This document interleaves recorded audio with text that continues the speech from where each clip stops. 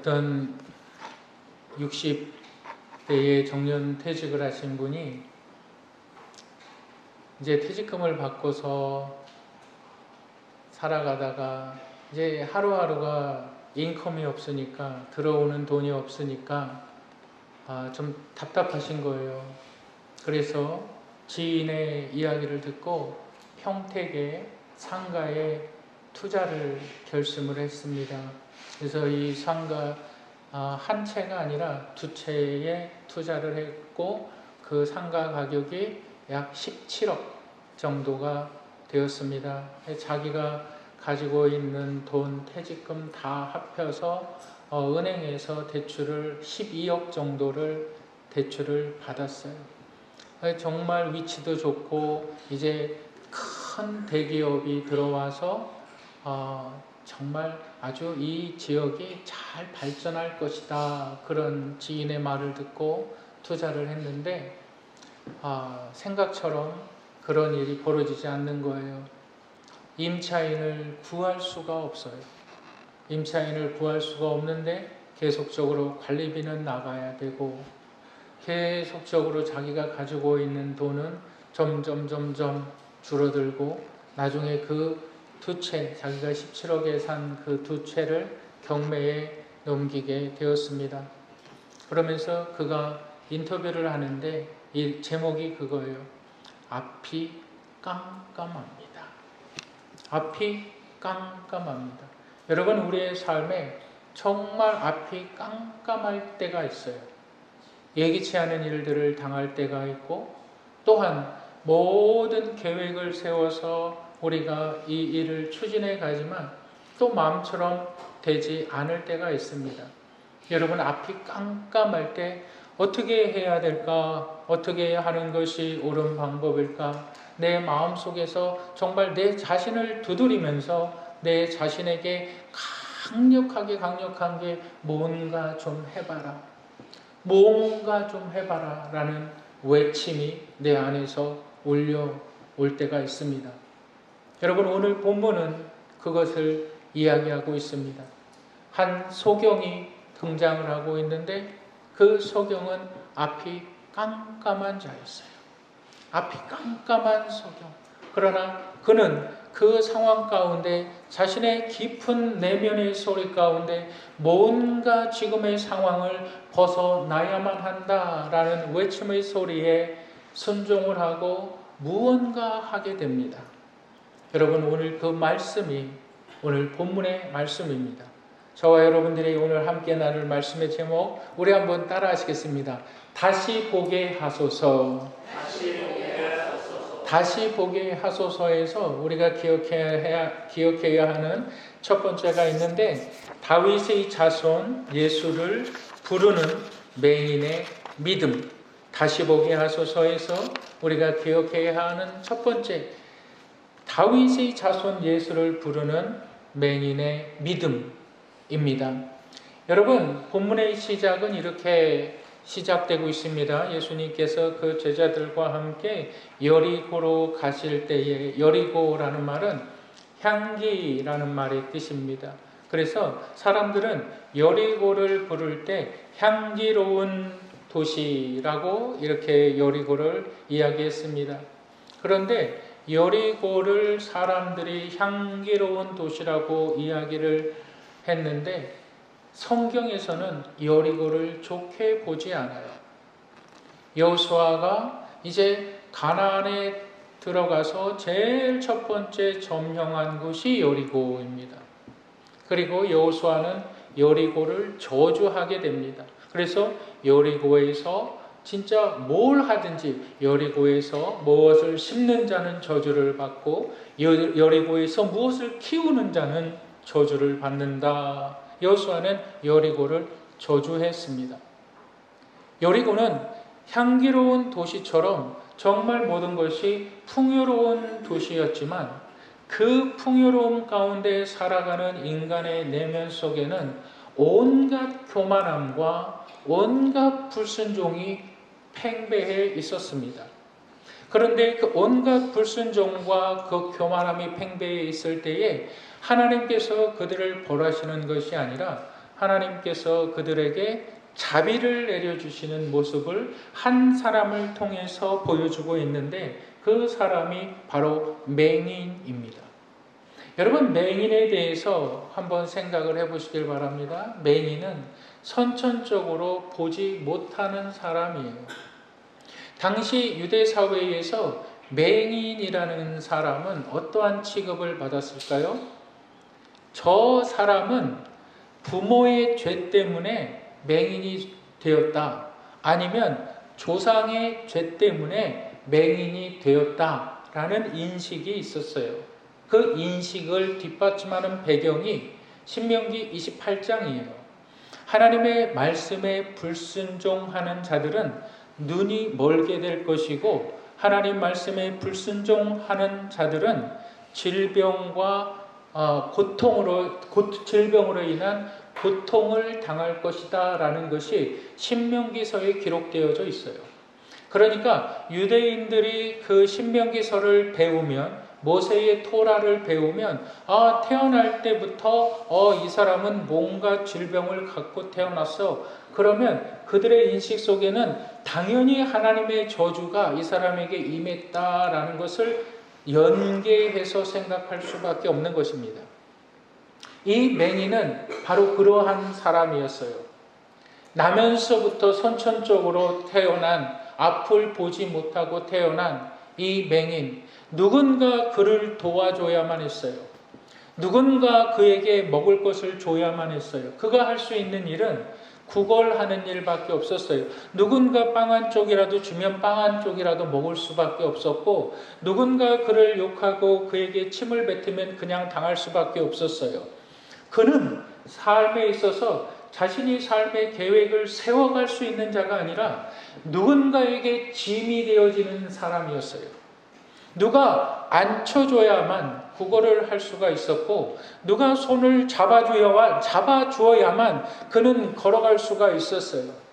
나면서부터 이 맹인된 자. 그래서 예수님께서 이제 제자들과 함께 지나가실 때에 그의 제자들이 예수님에게 이렇게 묻습니다. 뭐라고 묻냐면 요한복음 9장에 보면 예수님이요, 선생님이요, 나면서부터 보지 못하는 자가 있는데 그 사람은 누구의 죄 때문에 보지 못합니까? 이러한 질문을 하게 됩니다. 여러분, 우리 한번 요한복음 9장 3절을 다 같이 한번 읽겠습니다. 요한복음, 예수께서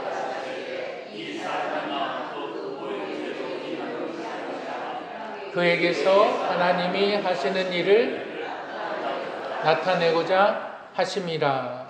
그에게서 하나님이 하시는 일을 나타내고자 하시니라. 많은 사람들, 예수님 당시에 많은 사람들이 맹인은 선천적으로 앞을 보지 못하고 태어난 맹인은 어떠한 자입니까?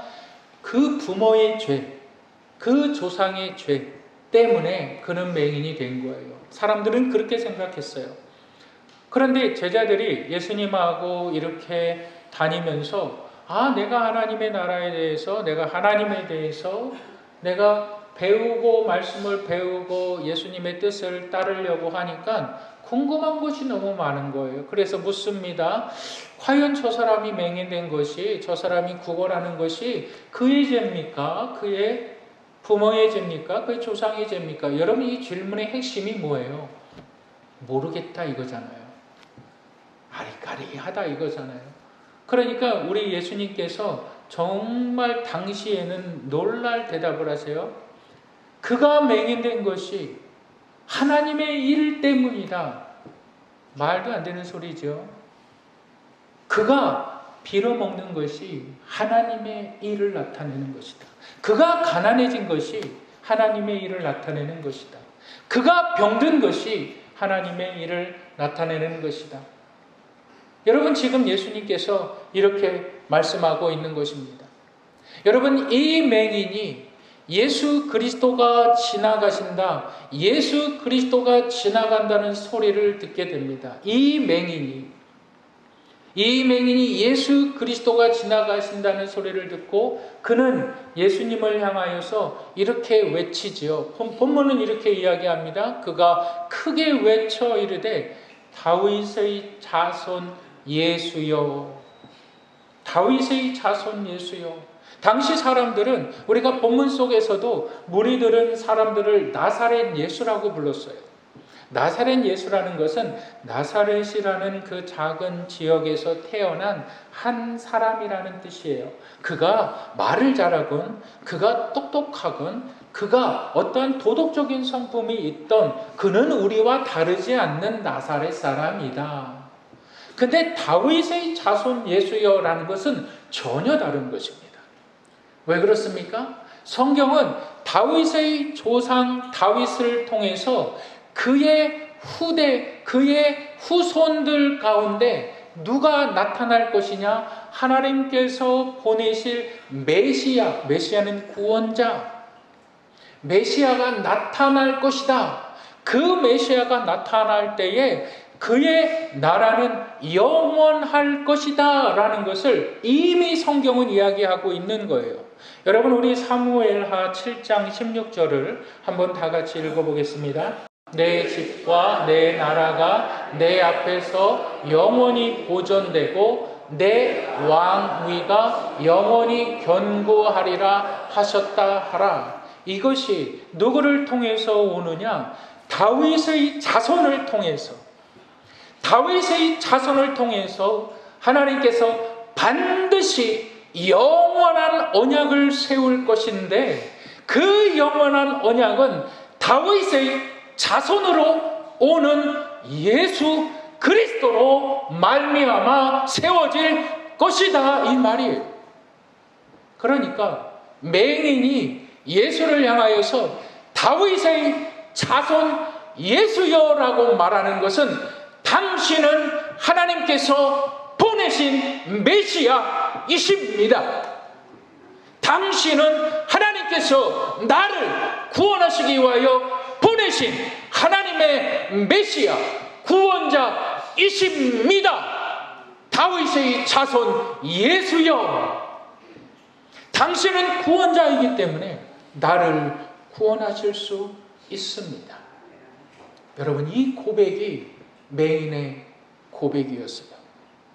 여러분, 맹인은 앞은 볼 수 없었지만 그의 믿음은 하나님의 말씀에 대한 확실한 영적인 눈이 열려져 있었습니다. 그는 예수의 형상을 보지는 못했지만 그는 예수의 존재를 인정했어요. 네, 이제 안 보여주셔도 됩니다. 한 아이가 태어났어요. 너무나 안타깝게 한 아이가 태어나면서 시력이 상실이 되었어요. 근데 이 아이가 너무나도 불쌍한 것은 이 아이를 낳으면서 어머니도 함께 숨을 거뒀어요. 이 핏덩이 아이를 그래도 다행히 아버지가 정성스럽게 먹이고 입히고 씻기고 하면서 길러냈어요. 5살이 되었는데 이 아버지에게 아주 기쁜 소식이 들려와요.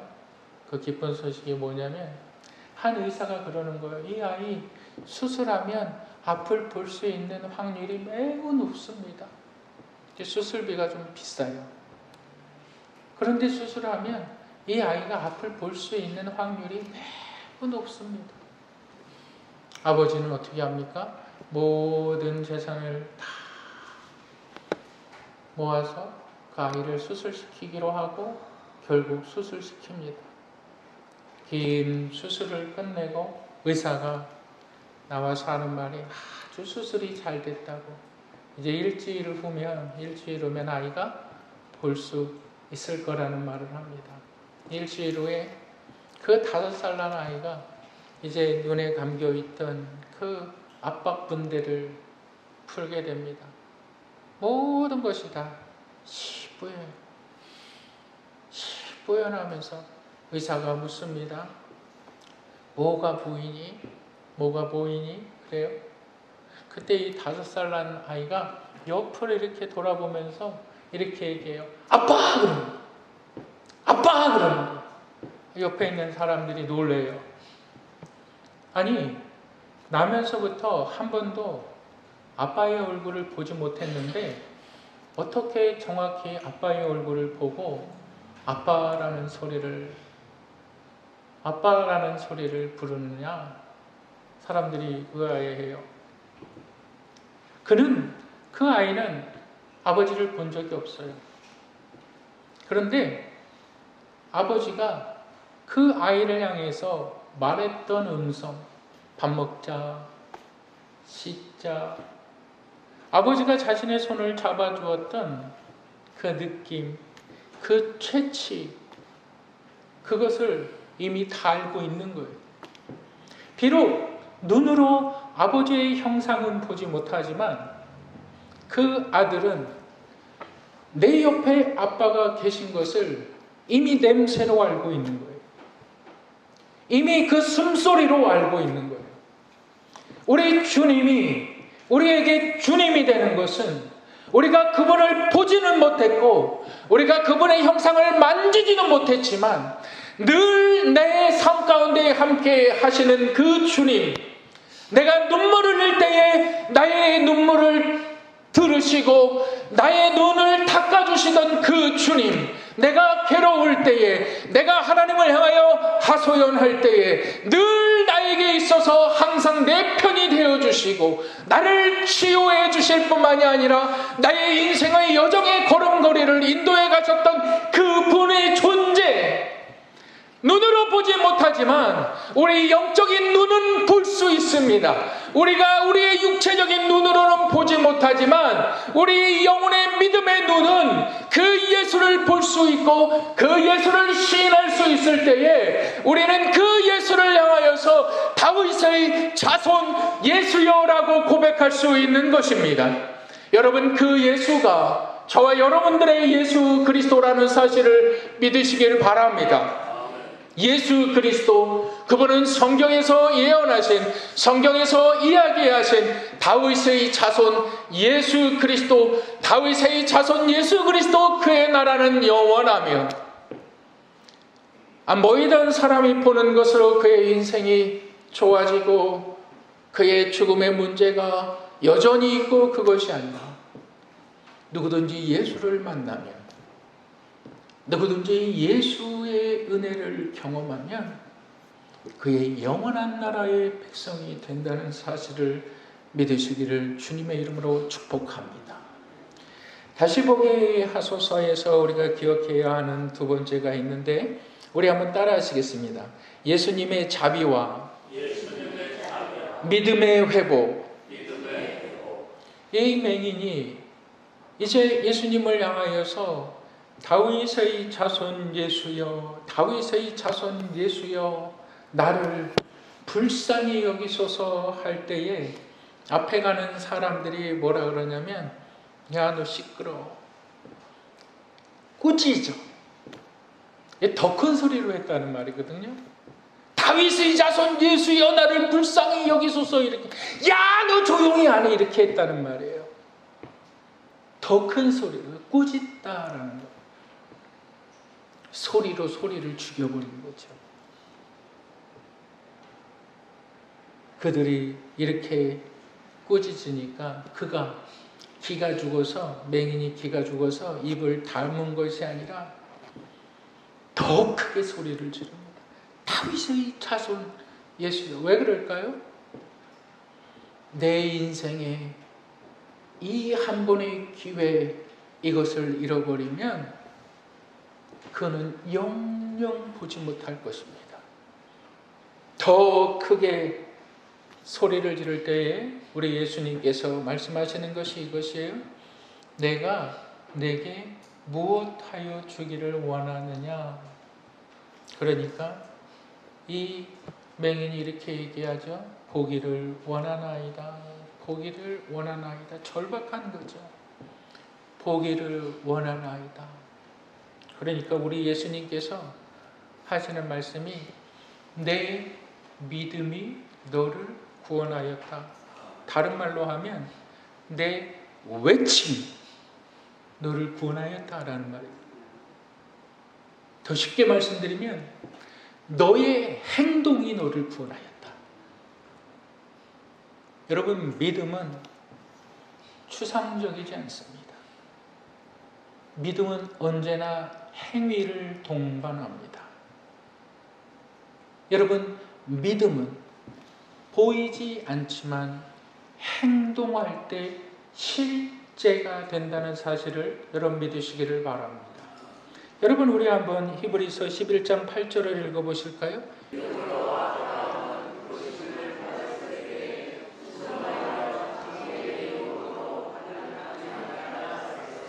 갈 바를 알지 못하고 나아갔으며.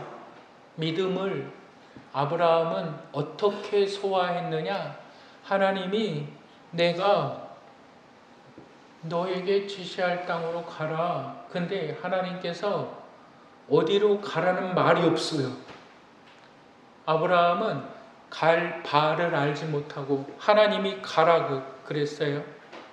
가라 그랬어요. 어디로 가라는 말입니까? 어디로 가라는 말이에요? 갈 바를 알지 못했다. 여러분, 이것이 믿음이래요.